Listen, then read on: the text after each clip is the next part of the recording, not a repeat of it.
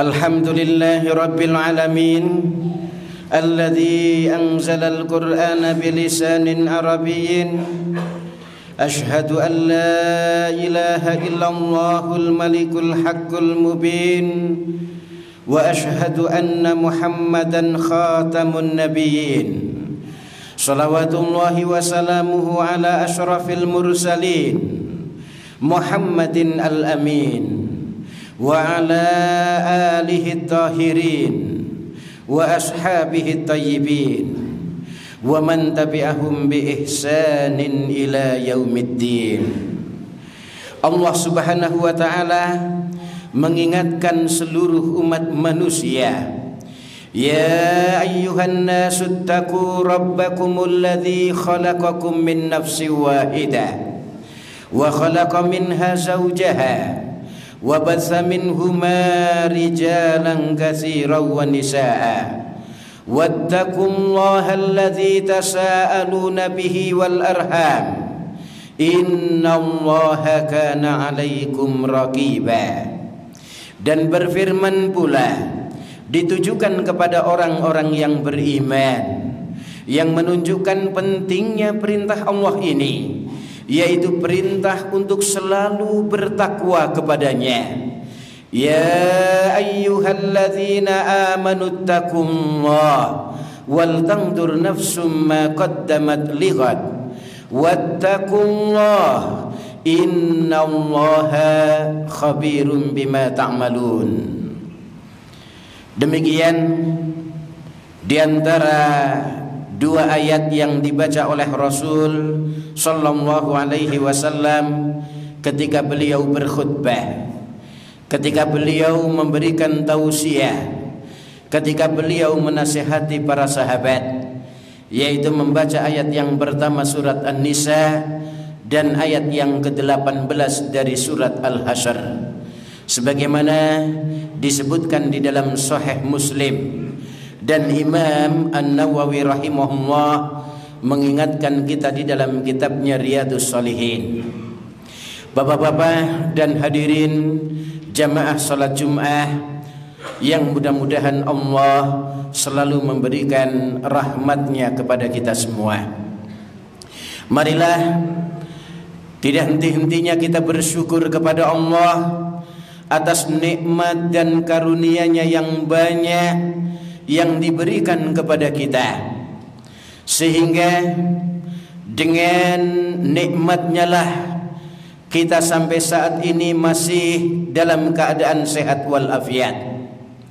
Dengan nikmat-Nya lah kita masih diberi kekuatan dan kemampuan untuk mengumpulkan bekal-bekal akhirat kita, yaitu dengan memperbanyak ibadah, memperbanyak ketaatan, dan memperbanyak amal kebaikan. Kita berdoa mudah-mudahan salawat serta salam selalu dilimpahkan kepada Nabi Muhammad sallallahu alaihi wasallam, keluarganya, sahabat-sahabatnya, serta para pengikutnya yang setia sampai akhir zaman.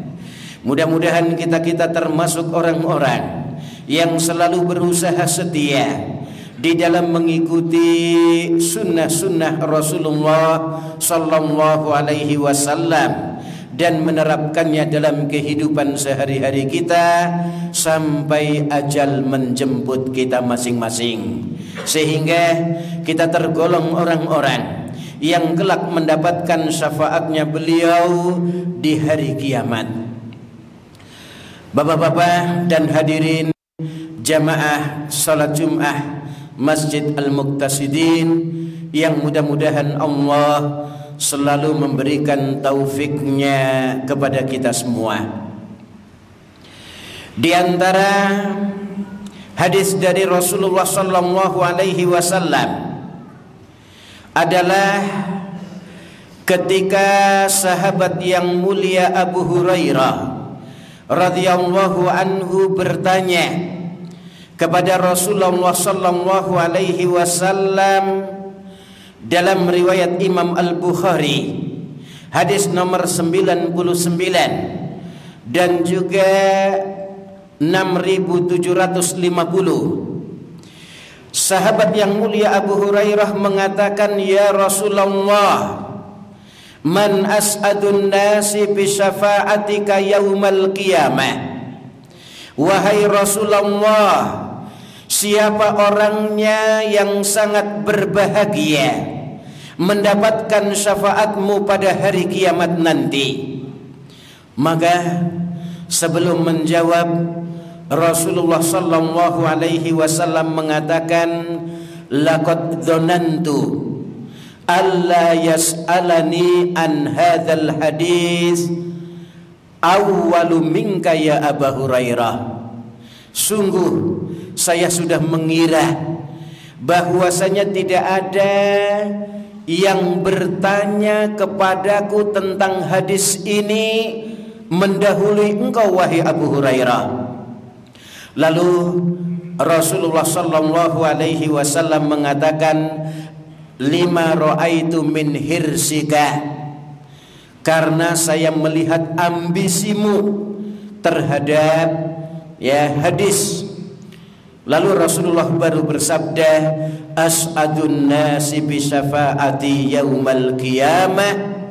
Orang yang sangat berbahagia mendapatkan syafaatku pada hari kiamat adalah man qala la ilaha illallah, siapa saja yang berkata la ilaha illallah khalisan min qalbi, betul-betul ikhlas dari dalam hatinya. Maka di dalam hadis ini ada beberapa faedah. Faedah yang pertama, keutamaan dan keistimewaan sahabat yang mulia Abu Hurairah radhiyallahu anhu sebagai sahabat yang sudah dikenal oleh Rasulullah sallallahu alaihi wasallam, dan Rasulullah mengetahui ambisinya beliau di dalam menuntut ilmu. Sehingga ini modal utama bagi para penuntut ilmu, yaitu mempunyai semangat yang kuat, ambisi yang membara. Oleh karena itu sahabat Abu Hurairah menjadi ahfadus sahabah li hadisi Rasulillah, sahabat yang paling hafal terhadap hadis-hadisnya Rasulullah sallallahu alaihi wasallam.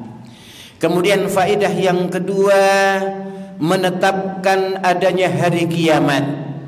Artinya hari kiamat harus diimani, harus ditetapkan bahwasannya kelak akan berakhir dunia ini. Kemudian yang ketiga, menetapkan adanya syafaat pada hari kiamat nanti. Artinya yang namanya syafaat betul-betul ada.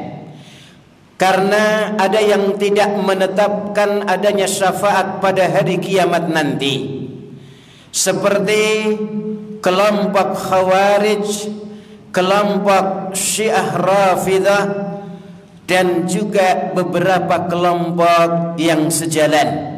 Mereka mengatakan tidak ada syafaat pada hari kiamat nanti. Orang kalau sudah masuk surga selamanya masuk surga, masuk neraka selamanya masuk neraka. Apalagi mereka mengatakan la yanfa'u ma'al imani ta'atun kama la tadurru ma'al maksiati iman. Kama la tadurru ma'al imani maksiyah. Jadi tidak bermanfaat yang namanya ketaatan kalau dia kafir, sebagaimana tidak akan membahayakan suatu maksiat kalau dia beriman. Ini landasan kaum Khawarij. Bapak-bapak dan hadirin jamaah salat Jumat yang dimuliakan Allah, maka sekali lagi yang namanya syafaat benar-benar ada pada hari kiamat. Para ulama mengatakan yang namanya syafaat adalah talabul khair lil ghair, yaitu permintaan kebaikan untuk seseorang.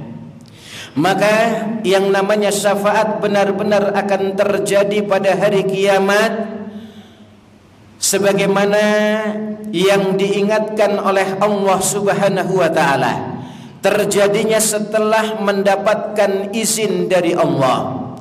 Artinya tidak akan terjadi syafaat kalau tidak diizinkan oleh Allah.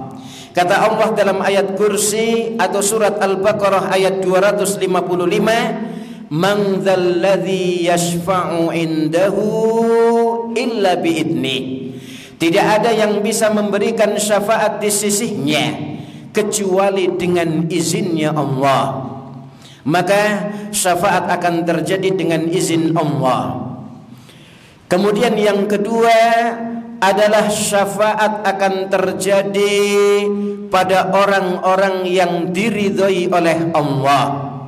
Oleh karena itu Allah katakan dalam Al-Quran surat Al-Anbiya ayat 28, wala yashfa'una illa liman irtadha, dan mereka tidak akan bisa memberikan syafaat illa liman irtadha, kecuali pada orang-orang yang diridhoi oleh Allah. Orang-orang yang diridhoi oleh Allah dijelaskan oleh para ulama yang dimaksud adalah orang-orang yang beriman.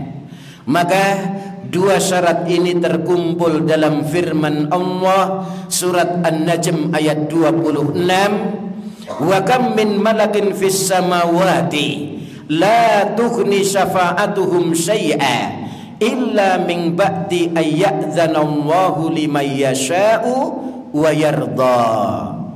Wa kam min malakin fis samawati, dan berapa banyak malaikat-malaikat yang ada di langit, ternyata la tughni syafa'atuhum syai'a, tidak berguna syafaat mereka sedikit pun, illa min ba'di ayyadzana Allah, kecuali setelah diizinkan oleh Allah, liman yasha'u wa yarda, bagi siapa yang dikehendaki dan diridhoi oleh Allah. Maka syafaat benar-benar akan terjadi, yaitu setelah diizinkan oleh Allah dan diridhoi bagi orang-orang yang diridhoi oleh Allah Subhanahu wa taala. Maka sesungguhnya syafaat itu miliknya Allah saja. Tidak boleh seseorang meminta kepada selain Allah. Oleh karena itu yang namanya syafaat pada orang-orang musyrikin, karena mereka meminta dari berhala-berhalanya, tidak akan terjadi syafaat. Apalagi Allah katakan dalam Al-Quran surat Az-Zumar ayat 44, Kul lillahi syafa'atu jami'an. Katakanlah wahai Muhammad, lillahi syafa'atu jami'an, hanya milik Allah syafaat semuanya. Oleh karena itu kita meminta syafaat dari Allah Subhanahu wa ta'ala.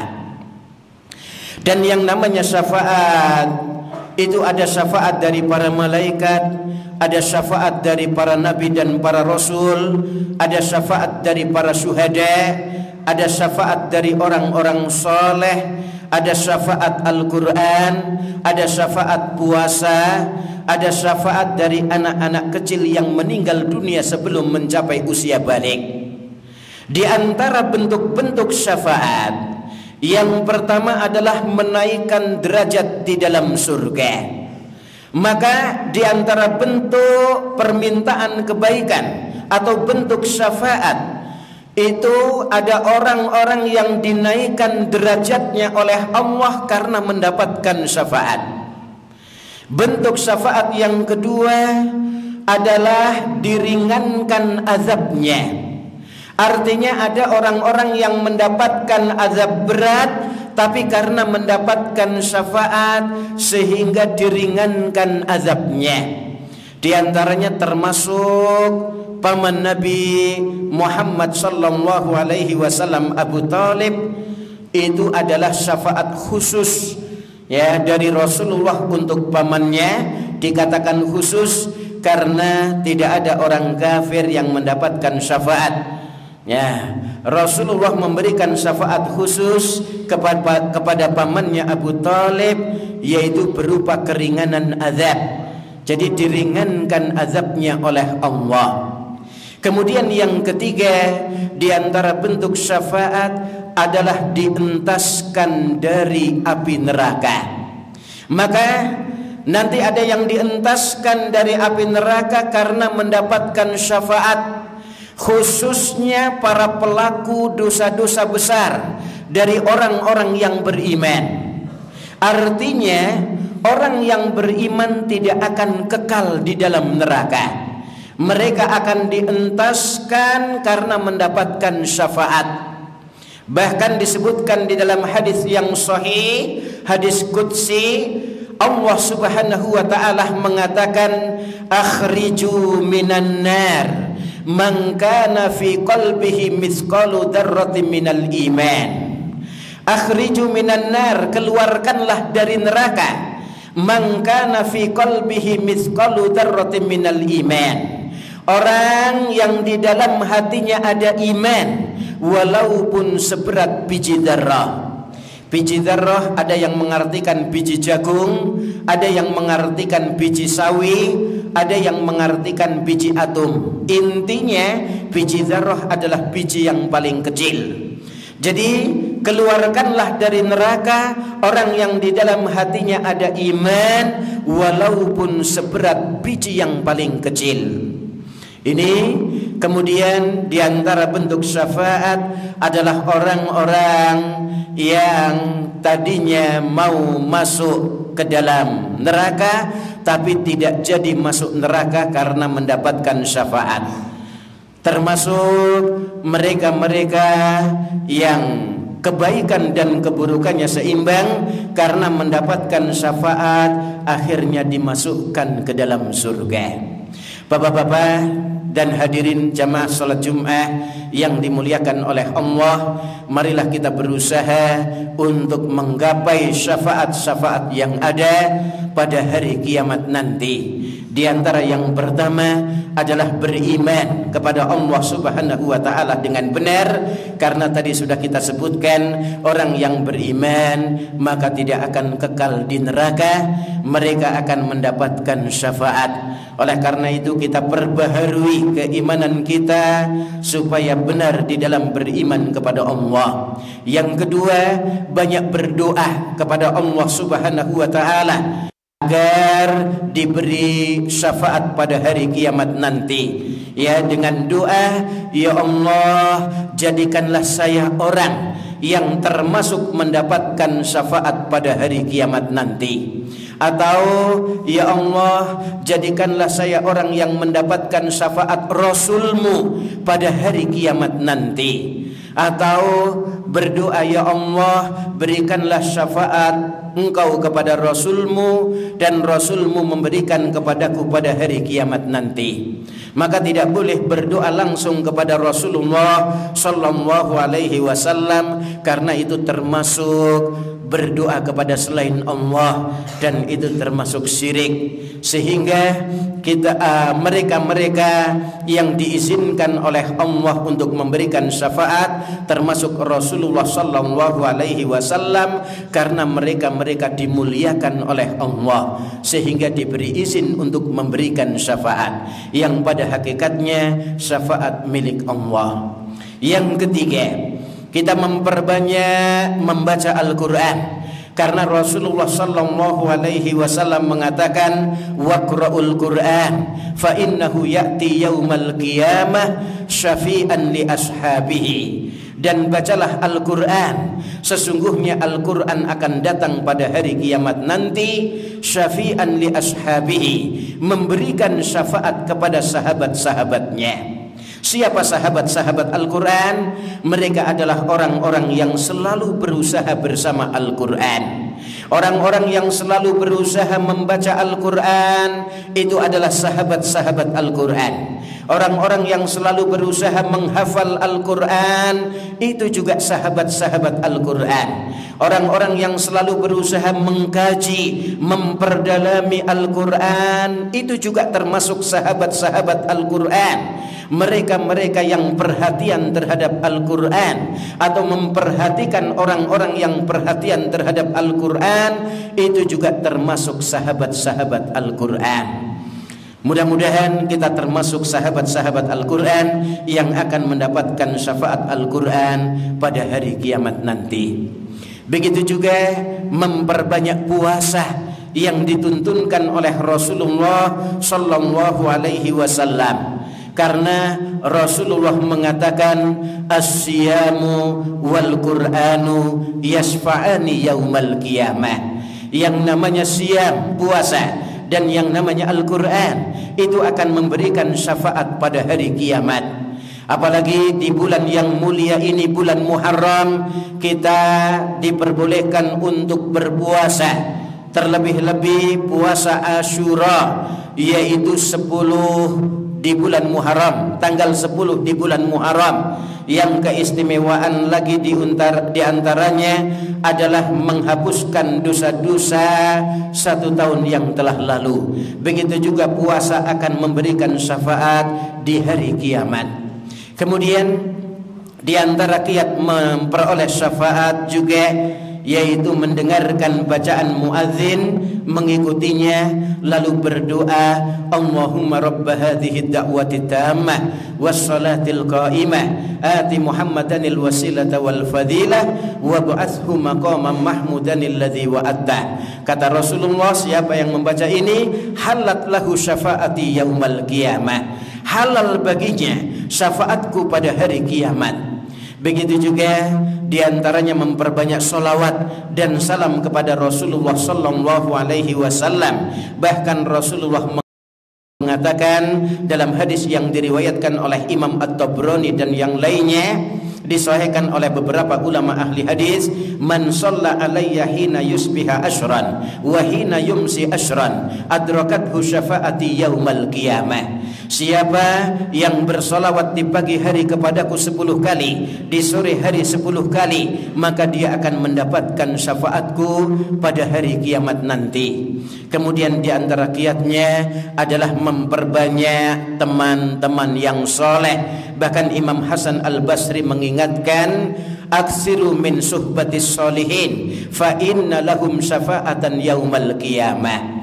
Syekh Arafat juga mengatakan, aksiru min suhbatis solihin fa innahum yanfa'unaka fid dunya wa yashfa'unaka fil akhirah. Perbanyaklah berteman dengan orang-orang soleh, sesungguhnya mereka bisa memberi manfaat kamu di dunia dan bisa memberikan syafaat kepadamu di akhirat. Kemudian kita berusaha bersabar atas kematian anak-anak kecil yang meninggal dunia sebelum mencapai usia balik, di mana mereka masih sangat menyenangkan orang tuanya. Namun ujian Allah pada orang-orang tersebut sehingga meninggal dunia, kalau bisa bersabar atas ketentuan Allah dan ridha, maka mereka akan memberi syafaat kepada orang tuanya di akhirat. Barakallahu li wa lakum fil Qur'anil azim wa nafa'ani wa iyyakum bima fihi minal ayati wa dzikril hakim wa taqabbala minni wa minkum tilawatahu fa astaghfirullaha li wa lakum wa lisairil muslimina fil alamin kulli dhanbin fastaghfiruhu innahu huwal ghafurur rahim.